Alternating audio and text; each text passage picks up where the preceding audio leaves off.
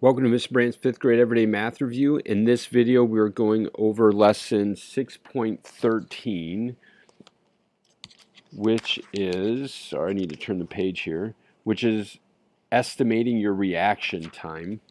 And as you can see on the screen here, I have a line plot on your home link for tonight. You have a line plot with some different information on it.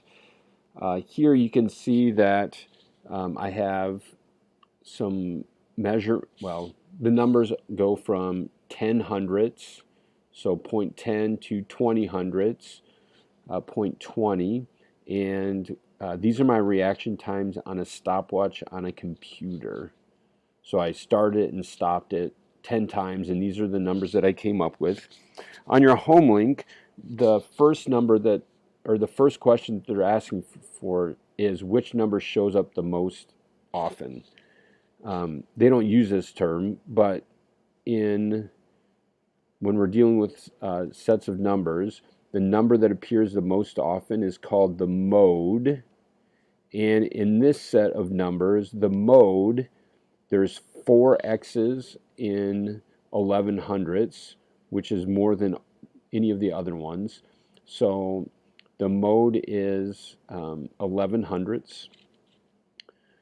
On your home link, there isn't one that appears more often than others, so you're going to have to pick there's going to be multiple answers for this one based on what your homework's asking you for, so you're going to pick the ones that have the same amount but are more than the others, I guess you would say. Then after that, they're asking you to write the reaction times in order from fastest to slowest. So for this one, we're going to take our numbers and write them in order from fastest, or from the smallest number to the slowest, which is the biggest number in this case. And so I had 4 for 11 hundredths.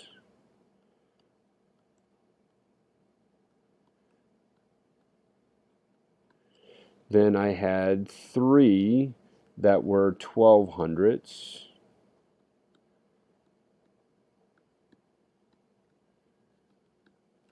I had 1 that was 13 hundredths. I had 1 that was 15 hundredths. And I had 1 that was 16 hundredths. So I've got 1, 2, 3, 4, 5, 6, 7, 8, 9, 10 numbers.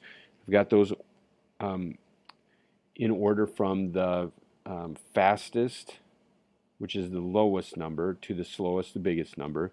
Then next, they ask you to find the difference between the biggest number and the smallest number.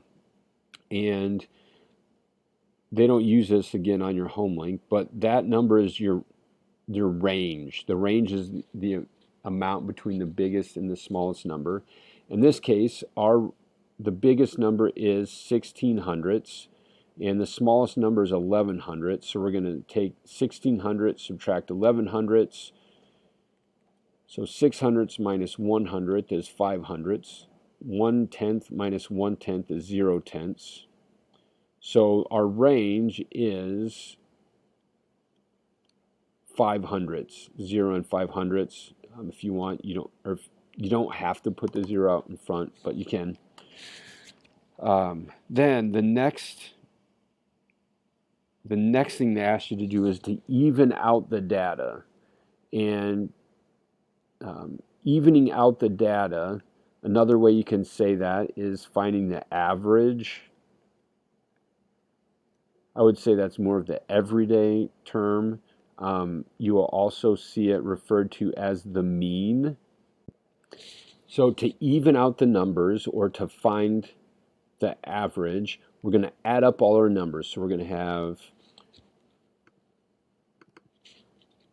11 hundredths plus 11 hundredths plus 11 hundredths plus 11 hundredths plus 12 hundredths plus 12 hundredths plus 12 hundredths plus 13 hundredths plus 1500ths plus 1600ths. That's going to equal 1 and 2400ths. So if we add up all those numbers together, that's going to equal, forgot already, it's going to equal 1 and 2400ths. So I'm going to write that over here, 1 and 2400ths. Now, we take that number and we divide it by 10. Take that number and divide it by 10. So I could get my calculator and divide it by 10, or in previous lessons we learned dividing a decimal by 10, you just need to move the decimal one place to the left. So the average is going to be 124,000, or so evening it out is going to be 1 in 24 thousandths. Now, then they ask you, what would be a typical reaction time? And our average is actually pretty close here. We had 4 1100ths and 3 1200ths. So it kind of fits in this range. Since I had 4 in the 1100ths, I might say that would be a better, a typical reaction time, just because I had more of those. But ultimately, you're going to have to look at the data and the answer that you got to determine whether the average is a good value for your typical reaction time. And the practice part of our homework, we're doing some decimal subtraction. So let's start with 8 and 9300ths subtract 7 and 6400ths. When we're subtracting decimals, we have to make sure that the decimals are lined up.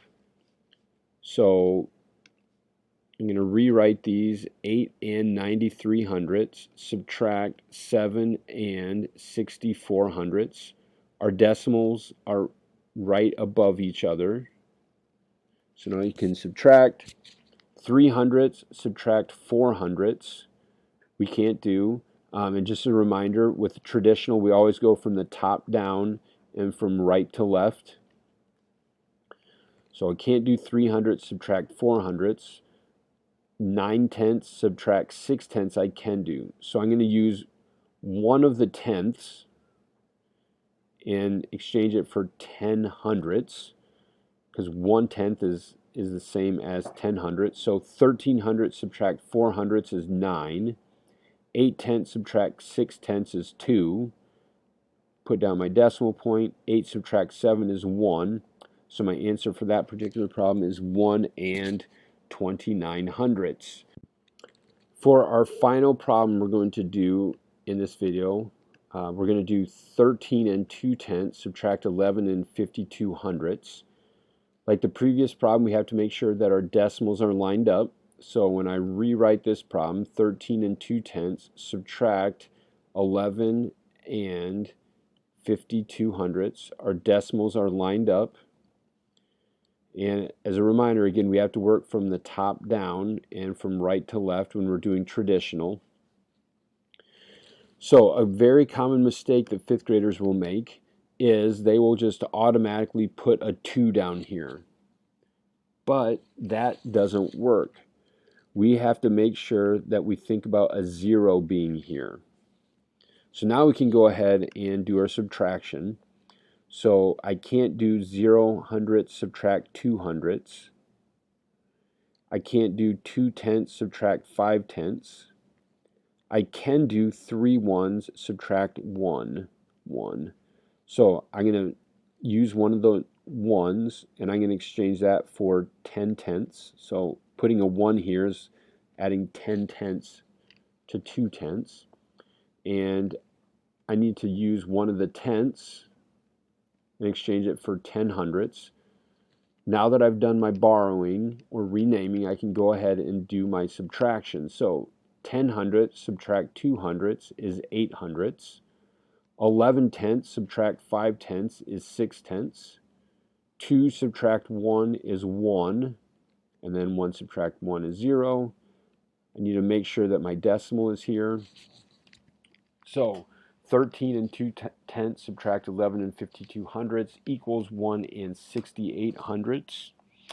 That is the last lesson for Unit 6. The unit assessment is the next lesson, so hopefully that goes well for you. Again, as with all videos, if you see something that's confusing or doesn't make sense, make sure you ask your teacher for help. You can't learn if you don't ask for help.